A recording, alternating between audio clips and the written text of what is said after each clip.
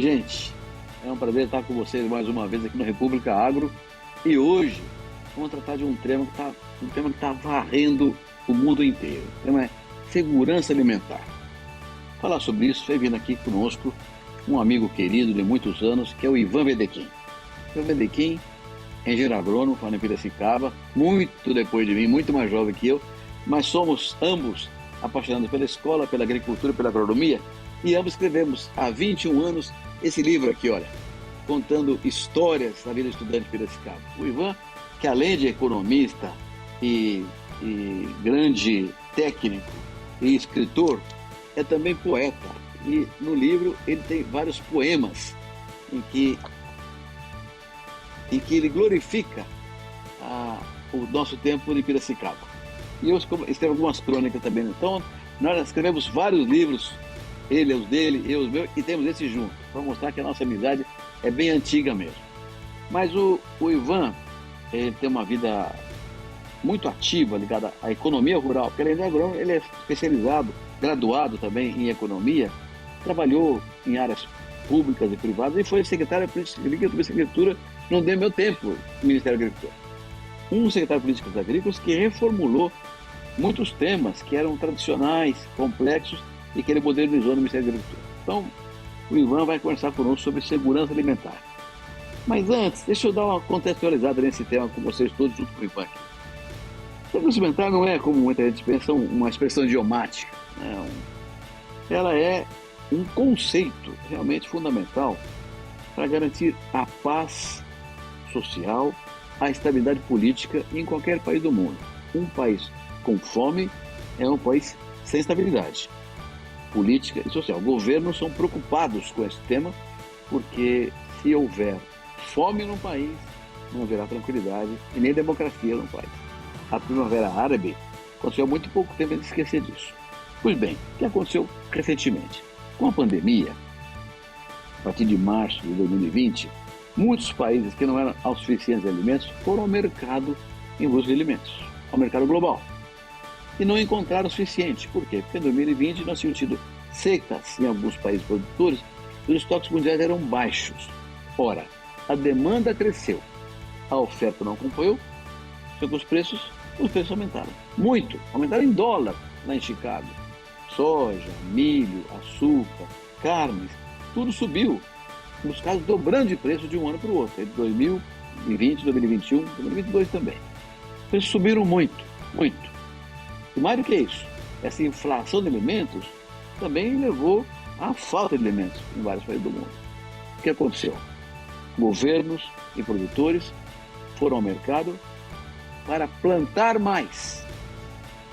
Sim, mais fertilizante, mais defensivo, mais semente, mais máquina, mais tudo para plantar mais. Só que a pandemia tinha rompido cadeias de produção e faltaram componentes, peças, elementos químicos para que os fertilizantes defensivos e máquinas fossem construídos e entregues ao mercado. Resultado, de novo, a demanda maior que a oferta fez com que os preços dos insumos também subissem. Então a inflação de alimentos foi realimentada pela inflação dos insumos.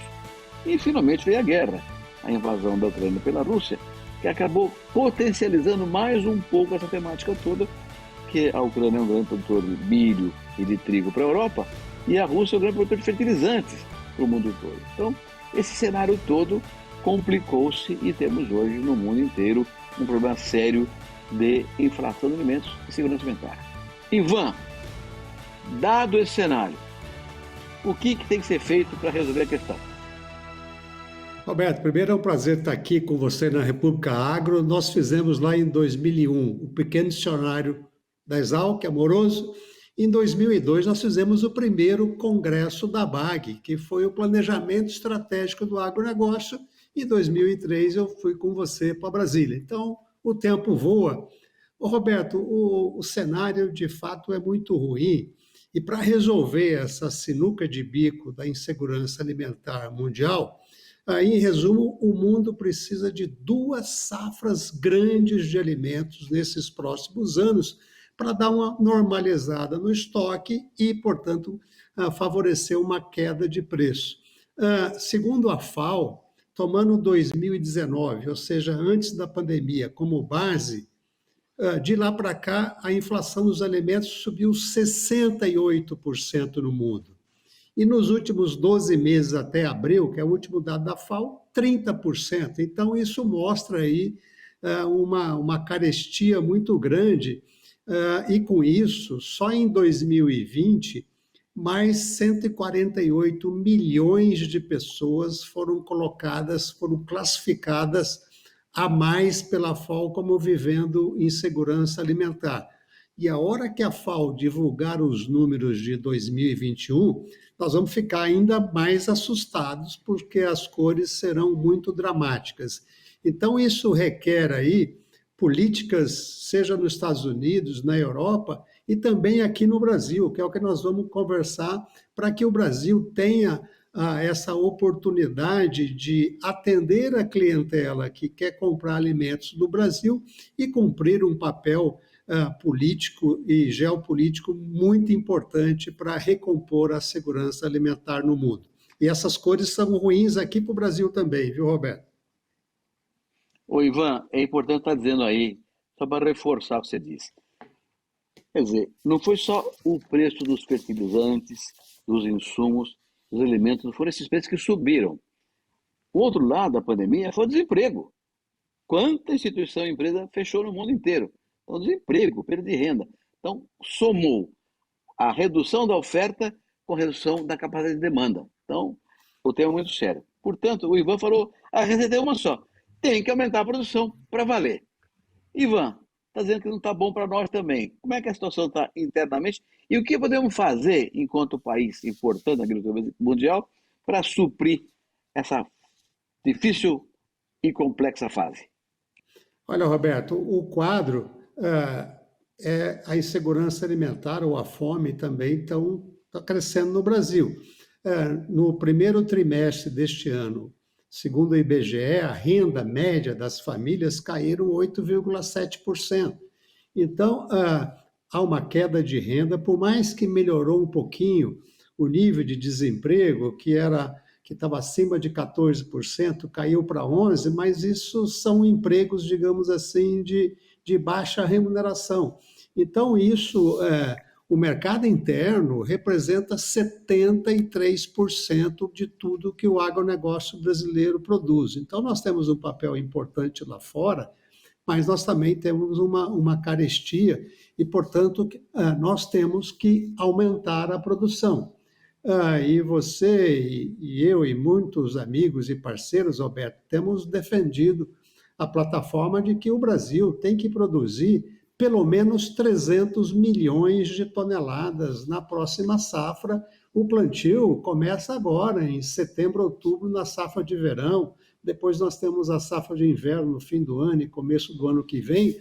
A oportunidade é agora. Então, nós temos países querendo comprar a comida do Brasil. E um dado super importante, Roberto, hoje, 30 anos atrás, a clientela do Brasil, os importadores de alimentos do Brasil, eram os Estados Unidos, a Europa, especialmente a Holanda, que distribuía, e o Japão. Hoje, a clientela brasileira são países de renda baixa e renda média. Então, esse compromisso social para a segurança alimentar, para o abastecimento do Brasil é muito mais relevante do que foi no passado, Roberto. Então, nós temos que aumentar a produção. Esse é o ponto e bater acima de 300 milhões de toneladas de grãos, e para isso são necessárias medidas urgentes, urgentíssimas, e uma consciência nacional, não apenas do governo, mas de toda a sociedade brasileira, do que o momento é agora. Ivan, você tem razão. 300 milhões de toneladas não é tão difícil. Esse ano, se não fosse a seca no sul do país, que tirou quase 30 milhões de toneladas de grãos, de milho e soja, basicamente, do Paraná, Santa Catarina, Rio Grande do Sul e uma parte do Mato Grosso do Sul, teriam chegado perto dos 300 milhões. Então, você tem toda a razão. Não é um sonho impossível, não é uma utopia. De certa forma, é até simples fazer isso aí. Agora, Ivan, nós temos um pouco complexo o programa desse ano, porque os custos subiram muito, né? Então, para produzir mais do que esse ano, ou superar 300 milhões, Nós precisamos de um plano de safra robusto, um plano de safra de guerra, não é um plano convencional. Como é que esse plano tem Pois que ser é, desenhado, Ivan?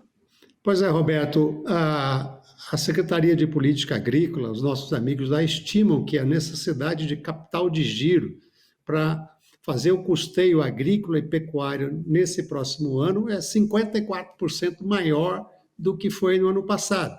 Então, nós temos aí uma pressão de custos que é relevante e a primeira medida que o governo tem que tomar é aumentar de modo substancial o volume de crédito. Nós temos que entender que essa é uma safra de transição. É, nós teremos eleições a partir de outubro, né? Então, é uma safra de transição até pela situação mundial. Então, nessa safra de transição, nós temos que aumentar a oferta de crédito e, para isso, nós temos que aumentar a obrigatoriedade dos bancos aplicarem dinheiro em crédito rural. Então, essa chamada exigibilidade. Óbvio que o Banco Central não gosta disso, porque quando você obriga as instituições financeiras a emprestar mais para a agricultura, vai encarecer o dinheiro para outros segmentos da economia. Mas isso, como eu comentei, é uma transição. Nós temos que fazer porque temos uma situação anormal de aumento de custo e o governo tem que soprar a favor. O vento está a favor da agricultura brasileira. Os preços internacionais estão bons, os preços das commodities estão bons, o câmbio está aí na faixa de 5 também, é um vento a favor, e o governo tem que cuidar disso, e ele tem que entender que a política agrícola brasileira é muito barata, Roberto. Ela custou no ano passado 9,5 bilhões de reais. Em 2019, antes da pandemia, o Bolsa Família foi 32 bilhões. Esse ano, o Auxílio Brasil tem um orçamento de 90 bi. Então, é quase 10 vezes aquilo que custa a política agrícola brasileira. Então, é por isso que a gente defende, olha, que temos que, a CNA estima que esse orçamento, que foi 9 bilhões e meio em 2021, tem que subir para quase 22 bi nesse próximo plano de safra. Tem que arrumar o dinheiro, porque a agricultura brasileira precisa produzir, não é, Roberto? Ô, Ivan, explica um pouquinho para o nosso telespectador exatamente o que é exigibilidade. Da onde que sai esse dinheiro? Como é que é a taxa de juros que ele vai ter? Então, tem três exigibilidades, Roberto, sobre o depósito à vista. Todo o dinheiro Nos que bancos, está lá nos bancos, dos né? bancos, depósito à vista dos bancos, os bancos têm que aplicar 25% em crédito rural. Então, você deixou lá R$ 100 na conta, o banco tem que aplicar R$ 25 em crédito rural. Depois, nós temos a Ivan, exigibilidade. Ivan, e se ele não aplicar? O que acontece com esse dinheiro que fica no depósito à vista? Se ele não Ele aplicar no tem crédito que, rural? ele tem que recolher esse dinheiro no Banco Central sem remuneração. Então Ou seja, ele vai perder, vai ser punido se ele não aplicar esse dinheiro. Os bancos de asfalto, vamos dizer assim, da Faria Lima, podem repassar esse dinheiro para um banco cooperativo que está lá no campo emprestando. Então, tem esses mecanismos aí para facilitar que esse dinheiro vá para o campo. A segunda exigibilidade é da caderneta de poupança rural. E aí, lá no seu governo, no Ministério, Roberto, nós quebramos, entre aspas, o monopólio do Banco do Brasil, que era o grande detentor da caderneta de poupança rural, e isso foi negociado com a Fazenda, e os bancos cooperativos entraram, podendo abrir caderneta de poupança, e toda essa caderneta de poupança, 59% do saldo tem que ir para a agricultura. Então, é uma exigibilidade super importante. E a terceira obrigatoriedade é das letras de crédito do agronegócio, que foram criadas lá no seu governo, que é a LCA. Então, se um banco emite uma LCA, ele financiou o agricultor, pegou aquele dinheiro do agricultor, emitiu uma LCA e colocou no mercado financeiro, esse comprador do mercado financeiro, esse investidor, se ele for uma pessoa física, não paga imposto de renda, que é uma grande vantagem. Só que o banco tem que, ele pegou o título do produtor, emitiu uma LCA, colocou no mercado, pegou o dinheiro de volta, ele tem que reaplicar 35% no crédito rural. Então, esses são os mecanismos principais, além dos fundos constitucionais, né, do Centro-Oeste, do Norte e do Nordeste, que também alavancam o investimento. Então, Roberto, a política agrícola é barata, mas ela tem essa estrutura, esse esqueleto que é fundamental que seja mantido e ampliado nessa safra de emergência de transição. Ivan, quem determina o tamanho da exigibilidade? É o Banco Central. É o Banco Central, é o Conselho Monetário Nacional, que é constituído pelo ministro da Economia, por um secretário de Fazenda, lá dentro do Ministério da Economia, e pelo presidente do Banco Central. Esses são você já fez parte no passado do Conselho Monetário Nacional, quando ele tinha representantes privados, mas hoje são 3 pessoas, né? Mas tem todo o apoio técnico de toda a equipe do Ministério da Economia, do Banco Central, da Secretaria de Política Agrícola e também do Congresso Nacional, que participam ativamente da formulação dessa política agrícola, Roberto. Quer dizer, Ivan, se o governo quiser, via Conselho Monetário Nacional e ordenamento do Banco Central, aumentar a exigibilidade, ele pode fazer isso aí. Então, é um caminho certo. Você falou tudo bem, os bancos não gostam muito, porque eles aplicam isso em outros setores com juro mais alto, então tem um lucro maior. Mas não com lucro muito bom. E como você disse, esse ano é um ano em que todo mundo tem que contribuir para esse cenário de guerra ser diminuído e mais comida para todo mundo. Agora tem um segundo outra coisa, ponto, Roberto, esse dinheiro emprestado para a agricultura é um retorno certo. A safra claro, em 6 meses está colhida, está vendida, o nível de inadimplência para o banco é muito pequeno, então é apostar em time que está ganhando, que é a agropecuária brasileira. E a agricultura produzindo mais também toca a indústria para frente. Vai ter mais equipamentos para colheita, para transporte, para comercialização, para plantio. Então tem mais indústria produzindo por causa de uma safra maior. Ivan, então tudo bem. Número 1, mais dinheiro, mais crédito. Número 2, taxa de juros. Como é que faz com o juro com a inflação alta agora, Ivan? Olha, no começo do ano passado, a Selic estava na faixa de 2%. Agora está 12,75%. Então, ao aumentar essa Selic, aumenta o custo para o Tesouro Nacional, porque especialmente os empréstimos para a agricultura familiar, que estavam na faixa de 3 a 4,5%, foram fixados isso lá no final de junho, há um ano atrás praticamente, a Selic subiu muito, então essa diferença com a Selic é um custo para o Tesouro Nacional. Então, a área econômica, Roberto, não tem que ficar com uma visão de contador. Não? Fazer ajuste fiscal em cima da agricultura não dá, porque a agricultura já está ajustada. Então, nós temos que definir uma taxa de juro tomando-se em conta a inflação média projetada para os próximos 12 meses, que aí está na faixa de 5,2%. Então, a inflação até junho do ano que vem, na média, 5,2%.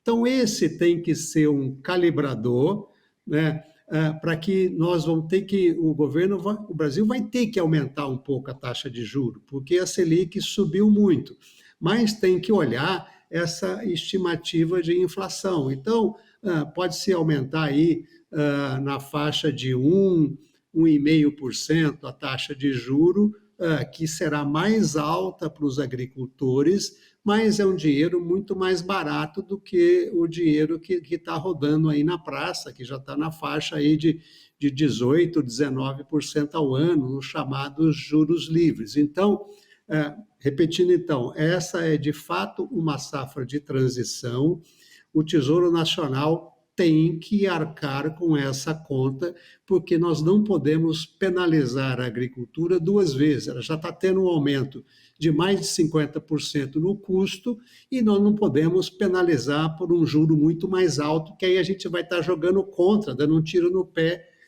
frente a esse nosso objetivo aí de arrebentar a boca do balão com mais de 300 milhões de toneladas de grãos. Ivan, ótimo. Mais crédito e juro mais barato. Essa é a grande receita. Infelizmente, a nossa conversa está chegando no fim, que o tempo é muito curto para o nosso programa. Mas eu queria pedir para você enumerar rapidamente 2 ou 3 temas adicionais para você entrar num plano de safra de guerra como esse. Rapidamente, Ivan. 2 bilhões para o seguro rural é o mínimo que a gente pode colocar, né? Então, crédito, seguro, investir mais ainda na sustentabilidade, no programa ABC+, investir na abertura de mercados no exterior. E óbvio, Roberto, a gente precisa que a economia entre nos eixos, que o mercado interno se recupere para beneficiar toda a população brasileira que está enfrentando, como muitos países, essa questão da alta do preço dos alimentos, da carestia dos alimentos. Então, a agricultura é sócia do desenvolvimento do mercado consumidor brasileiro, Roberto. Ivan, muito bom. Ótima conversa. E eu acho que nós dois temos trabalhado juntos nesse negócio há muito tempo. Também temos que impedir que sejam taxadas as importações, não pode ter imposto sobre exportação, senão fica impossível competir lá fora. Temos que impedir que seja contingenciado exportações, impedir exportações, não podemos permitir que isso aconteça. E temos também que impedir a tributação desses instrumentos que você citou aí, o LCA, o CARDC, porque senão inibe a capacidade de mais crédito para o setor rural brasileiro. Ivan, muito obrigado pela conversa. Eu acho que nós precisamos trabalhar mais um pouco. Vamos voltar aqui na República mais vezes para tratar desse assunto assim que sair o plano de safra, Ivan. Ok? Combinado, muito obrigado, Roberto. Tamo juntos, um abraço. Obrigado. Um abraço. Olha, gente, o Ivan deu uma clara lição para nós aqui. Estamos num momento de exceção no mundo. Num plano convencional de safra, tudo bem, os preços subiram muito, não tem muito dinheiro, vamos sofrer todo mundo junto. Mas esse não é um plano normal. Esse é um plano em que o mundo vive um drama de segurança alimentar e vive um drama de guerra. Então temos que ter um plano de safra para a guerra. E um plano de safra tal, se o Brasil aumentar a produção para mais de 320 milhões de toneladas de grãos, nós vamos ser um agente fundamental para o planeta de redução da fome. Isso ajuda também a melhorar a nossa imagem lá fora, que está um pouco depreciada hoje em dia, por vários fatores que não é o caso de discutir agora. Mas é fundamental que o Brasil faça essa grande safra e ajude o mundo a derrubar a inflação e alimentar a quem tem fome. É isso, gente. Muito obrigado. Até a próxima, se Deus quiser.